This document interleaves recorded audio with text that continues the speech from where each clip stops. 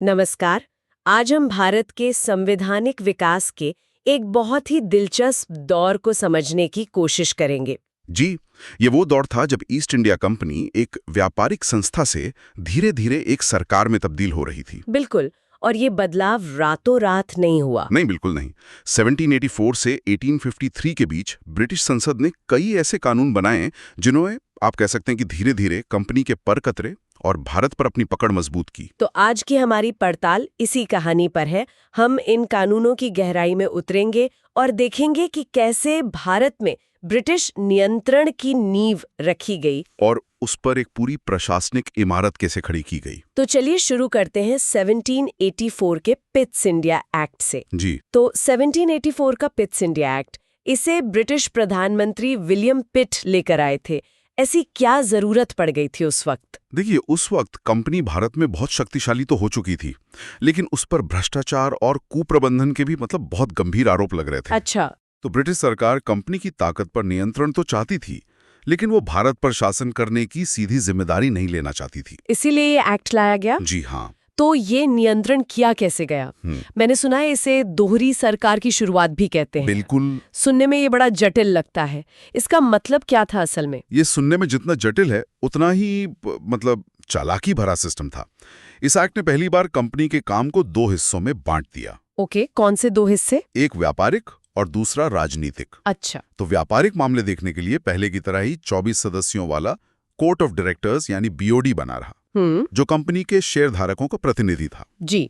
और राजनीतिक, सैन्य और राजस्व से जुड़े सभी मामलों के लिए उसके लिए कुछ नया बनाया गया? हाँ, उसके लिए 6 सदस्यों का एक नया निकाय बनाया गया, बोर्ड ऑफ कंट्रोल यानी BOC। और सबसे अहम बात ये थी कि इसका अध्यक्ष ब्रिटिश मंत्रिमंडल का ही सदस्य होता था। बिल्कुल। तो ये एक तरह से पर्दे के पीछे से राज करने जैसा था। मतलब कंपनी सामने, लेकिन असली लगाम ब्रिटिश सरकार के हाथ में आ गई थी। सही पकड़ा। अच्छा, तो ये शक्ति का एक नया केंद्र बन गया जो लंदन में बैठा था। पर भारत में जमीन पर इसका ढांचा कैसा था? किसका फैसला आखिरी होता था? एक बहुत ही साफ सुथरा सिस्टम था, ऊपर से नीचे तक। सबसे ऊपर लंदन में बैठा बोर्ड ऑफ कंट्रोल, वो भारत में गवर्नर जनरल और उसकी परिषद को निर्देश देता था। अच्छा, और गवर्नर जनरल की परिषद में भी कुछ बदलाव हुआ? हाँ, एक दिलचस्प बदलाव था। सदस्यों की संख्या 4 से घटाकर 3 कर दी गई। ओह, ऐसा क्यों? ताकि गवर्नर जनरल ज्यादा आसानी से अपने फैसले लागू करवा सके। कम लोग, कम बहस। समझ गई। और प्रांतों का क्या? गवर्नर जनरल को प्रांतीय गवर्नरों पर पूरा नियंत्रण दे दिया गया था। पूरा नियंत्रण? जी। इतना ही नहीं, अगर कोई प्रांतीय सरकार गवर्नर जनरल के निर्देशों का पालन नहीं करती तो उसे बर्खास्त करने का भी अधिकार था। तो ये सत्ता के केंद्रीकरण की बहुत मजबूत शुरुआत थी। बिल्कुल। इसी एक्ट में एक और बहुत दिलचस्प बात हुई। पहली बार ब्रिटिश भारत या ब्रिटिश इंडिया शब्द का इस्तेमाल किया गया। हाँ, ये बहुत बड़ा सांकेतिक बदलाव था। ये सिर्फ एक नाम का बदलाव था या इसका कोई गहरा मतलब था? नहीं, इसका बहुत गहरा मतलब था। इससे पहले कंपनी के इलाके उसकी जागीर माने जाते थे। लेकिन ब्रिटिश भारत शब्द का इस्तेमाल करके ब्रिटिश संसद ने दुनिया को साफ साफ बता दिया कि ये क्षेत्र अब महज एक कंपनी की संपत्ति नहीं, बल्कि ब्रिटिश ताज का एक औपचारिक कब्जा है। तो ये भारत पर ब्रिटिश संप्रभुता के दावे की पहली आधिकारिक घोषणा थी। जी हाँ, बिल्कुल। तो नियंत्रण स्थापित हो गया, लेकिन ऐसा लगता है कि गवर्नर जनरल को और ताकतवर बनाने की कोशिशें रुकी नहीं। नहीं, बिल्कुल नहीं रुकी।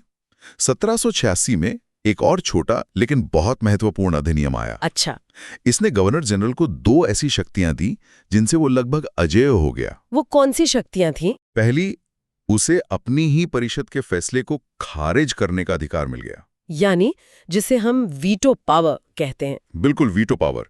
और दूसरी शक्ति ये थी कि कमांडर इन चीफ यानी सेना के सर्वोच्च सेनापति का पद भी वो भी गवर्नर जनरल को ही दे दिया गया। जी। अब एक ही व्यक्ति के हाथ में नागरिक और सैन्य दोनों शक्तियां आ गईं। और फिर 1793 का चार्टर एक्ट आया। उसने क्या कुछ बदला? 1793 के एक्ट ने 2 बड़ी बातें तय की।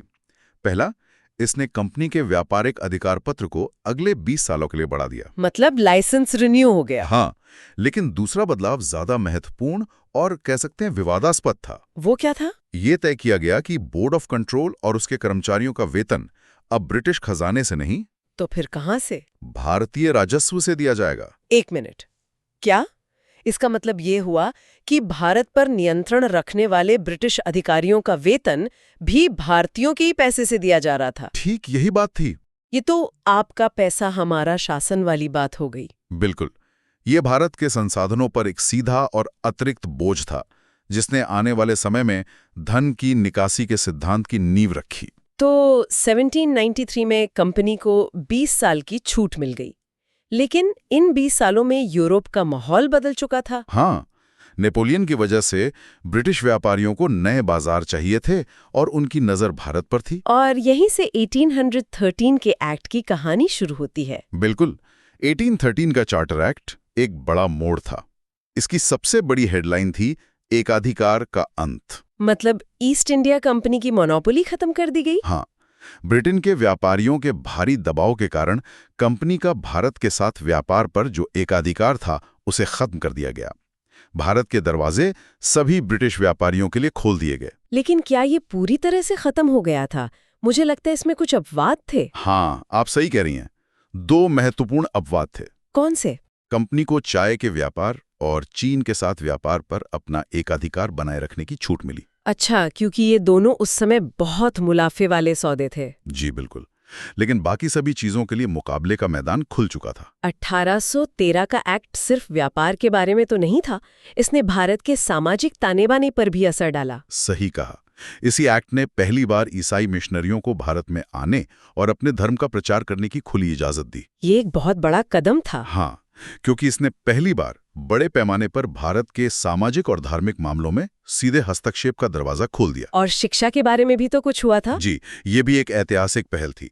इसी एक्ट में पहली बार ये नियम बनाया गया कि भारतीयों की शिक्षा पर हर साल 1 लाख रुपए। हाँ, 1 लाख रुपए खर्च किए जाएंगे।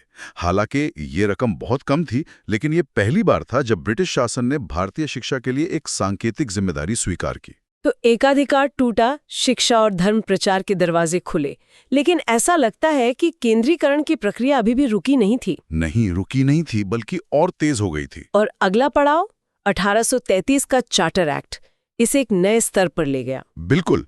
1833 का एक्ट केंद्रीकरण का शिखर था। इसने एक ऐसा बदलाव किया जो सिर्फ नाम का नहीं बल्कि नीयत का था। वो क्या? बंगाल के गवर्नर जनरल का पदनाम बदलकर भारत का गवर्नर जनरल कर दिया गया और लॉर्ड विलियम बेंटिक भारत के पहले गवर्नर जनरल बने। इसका असली मतलब क्या था? सिर्फ पद का नाम बदला या शक्तियां भी? शक्तियां भी। इसका मतलब था कि अब मद्रास और बॉम्बे जैसी प्रांतीय सरकारों की अपनी कानून बनाने की शक्ति पूरी तरह से छीन ली गई। ओह। अब पूरे ब्रिटिश भारत के लिए कानून बनाने का एकमात्र अधिकार भारत के गवर्नर जनरल और उसकी परिषद को दे दिया गया। एक देश, एक शासक, एक कानून, ये उस दिशा में एक बड़ा कदम था। जी। और कानून बनाने की इस प्रक्रिया को व्यवस्थित करने के लिए भी एक बड़ा कदम उठाया गया था। हाँ, और यहीं से भारत के आधुनिक कानूनी ढांचे की कहानी शुरू होती है। कैसे? गवर्नर जनरल की परिषद में एक चौथे सदस्य को जोड़ा गया जो एक विधि सदस्य यानी लॉ मेंबर था। और ये पहले विधि सदस्य थे लॉर्ड मैकाले। जी, वही मैकाले जिनका नाम भारतीय शिक्षा और कानून से हमेशा के लिए जुड़ गया। तो मैकाले की ही अध्यक्षता में 1834 में भारत के पहले विधि आयोग का गठन हुआ। बिल्कुल। और इसी आयोग के काम का नतीजा था इंडियन पीनल कोड यानी आईपीसी, जिसने दशकों तक भारत की आपराधिक न्याय प्रणाली को परिभाषित किया। तो आज की हमारी कानूनी व्यवस्था की जड़ें 1833 के इस एक्ट तक जाती हैं। काफी हद तक, हाँ। इस एक्ट ने कंपनी की भूमिका भी तो पूरी तरह बदल दी थी। हाँ, ये एक और बहुत बड़ा बदलाव था। 1833 में कंपनी के जो बचे खुचे व्यापारिक अधिकार थे, चाय और चीन के साथ व्यापार वाले, जी, वो भी छीन लिए गए। अब ईस्ट इंडिया कंपनी एक व्यापारिक संस्था रही ही नहीं। तो क्या बन गई? वो पूरी तरह से एक प्रशासनिक निकाय बन गई जिसका काम सिर्फ ब्रिटिश ताज की ओर से भारत पर शासन करना था। इसी एक्ट में दास प्रथा के खात्मे और सिविल सेवा में भारतीयों को मौका देने की भी बात हुई थी। जी, एक्ट में दास प्रथा को समाप्त करने की घोषणा की गई, जिसे 1843 में पूरी तरह से लागू किया गया। और सिविल सेवा का क्या? सिविल सेवा में भारतीयों के साथ भेदभाव न करने का एक प्रावधान जोड़ा गया। ये एक खुली भर्ती का पहला प्रयास था, लेकिन वो लागू नहीं हो पाया। हाँ, कोर्ट ऑफ डायरेक्टर्स के भारी विरोध के कारण ये कागज पर ही रह गया। तो 1833 में खुली भर्ती का प्रयास तो विफल हो गया, लेकिन सुधार का दबाव कम नहीं हुआ होगा। नहीं हुआ। ये हमें इस श्रृंखला के आखिरी और शायद सबसे महत्वपूर्ण एक्ट 1853 के चार्टर एक्ट पर लाता है। इसे लघु संसद का उदय भी कहा जाता है। ऐसा क्यों? क्योंकि इस एक्ट ने पहली बार शासन के दो सबसे जरूरी कामों को एक दूसरे से अलग किया। कानून बनाना यानी विधायी कार्य और कानून लागू करना यानी कार्यकारी कार्य। ये किया कैसे गया? इसके लिए एक 12 सदस्यीय केंद्रीय विधान परिषद यानी सेंट्रल लेजिस्लेटिव काउंसिल बनाई गई। इस परिषद में बहस होती थी, सवाल पूछे जाते थे और कानून बनाने की प्रक्रिया ठीक वैसी ही थी जैसी ब्रिटिश संसद में होती है। इसीलिए इसे मिनी पार्लियामेंट या लघु संसद कहा जाने लगा। जी, यह भारत में संसदीय प्रणाली की एक अनौपचारिक शुरुआत थी। और सिविल सेवाओं का क्या हुआ, जो 1833 में नहीं हो पाया था? वो काम 1853 में हो गया। अच्छा, इस एक्ट ने सिविल सेवकों की भर्ती के लिए खुली प्रतियोगी परीक्षा की शुरुआत की। मतलब अब सिफारिश नहीं बल्कि योग्यता ही चयन का आधार थी। बिल्कुल, और सैद्धांतिक रूप से ये सेवा भारतीयों के लिए भी खोल दी गई थी। इसी वजह से इस एक्ट को योग्यता का शासन भी कहते हैं। और कंपनी के पुराने ढांचे पर भी तो इसका असर पड़ा होगा। हाँ, कोर्ट ऑफ डायरेक्टर्स की संख्या 24 से घटाकर 18 कर दी गई, जिससे उनकी ताकत और कम हो गई। ये सब इस बात का इशारा था कि कंपनी का समय अब पूरा हो रहा है। सच भी यही था। ये ब्रिटिश संसद द्वारा पारित आखिरी चार्टर्ड एक्ट था। इसके ठीक 4 साल बाद ही 1857 का विद्रोह हुआ और भारत का शासन सीधे ब्रिटिश ताज के अधीन चला गया। तो चलिए, इन 3 बड़े एक्ट्स 1813, 1833 और 1853 को अगर एक एक लाइन में समेटना हो तो कैसे करेंगे? बहुत आसान है। 1813 एक्ट मतलब व्यापार का एकाधिकार खत्म, शिक्षा के लिए पैसा और मिशनरियों का प्रवेश। हाँ। सही। 1833 एक्ट मतलब कंपनी का व्यापार पूरी तरह बंद, भारत को एक गवर्नर जनरल मिला और मैकाले के साथ कानून बनाने की शुरुआत। बिल्कुल। और 1853 एक्ट मतलब सरकार के विधायी और कार्यकारी काम अलग हुए, सिविल सेवा के लिए खुली परीक्षा और भारत की अपनी मिनी पार्लियामेंट का जन्म। एकदम सही सारांश। तो इस पूरी चर्चा का सार क्या है? हमने देखा कि कैसे करीब 70 सालों में इन कानूनों के जरिए ईस्ट इंडिया कंपनी एक व्यापारिक दुकान से एक विशाल साम्राज्य की प्रशासक बन गई और ब्रिटिश संसद का नियंत्रण धीरे धीरे कसता गया। और इसी प्रक्रिया में भारत की आज की कानूनी, प्रशासनिक और संसदीय प्रणालियों की नींव रखी गई। जी, और यहाँ श्रोताओं के लिए सोचने के लिए एक सवाल छोड़ते हैं। ये सारे अधिनियम बनाए तो गए थे भारत पर ब्रिटिश नियंत्रण को मजबूत करने के लिए, लेकिन एक विधान परिषद, एक विधि आयोग और योग्यता पर आधारित सिविल सेवा जैसी संस्थाएं बनाकर उन्होंने अनजाने में उन्हीं व्यवस्थाओं के बीच बो दिए जिन्हें आजाद भारत ने न सिर्फ अपनाया बल्कि उन्हें और आगे बढ़ाया। जी, तो सोचने वाली बात यह है कि इस औपनिवेशिक ढांचे का कितना हिस्सा आज भी हमारे प्रशासनिक और कानूनी डीएनए को तय करता है।